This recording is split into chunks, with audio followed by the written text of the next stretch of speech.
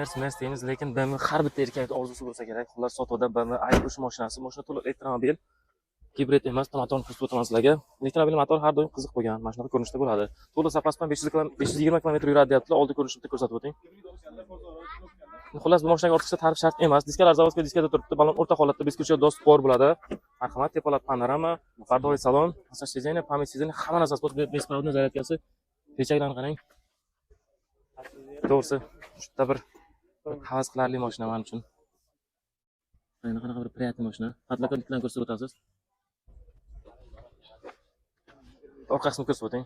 Dizayn ishlanganini qaranglar. Bo'ldi, bu mashinaga ortiqcha tarif shart emas. BMW bu. Marhamat, orqa qismi. Narxi 31500 dedilar egasi. Telefon raqami pastda bo'ladi. To'g'risi endi Malibu olsammi yoki qanaqadir Hyundai yoki boshqa marka olsammi, Dipalmi desalaring, ham 100% mana shu mashinani tavsiya qilaman. O'zim pulim bo'lsa, misol uchun birinchi o'rinda mana shu mashinani olgan bo'lar edim. Telefon raqami pastda bo'ladi. BMW izlab yurgan va Malibu izlab yurgan tanishingizga videoni jo'natib qo'yasiz. Rahmat hammaga.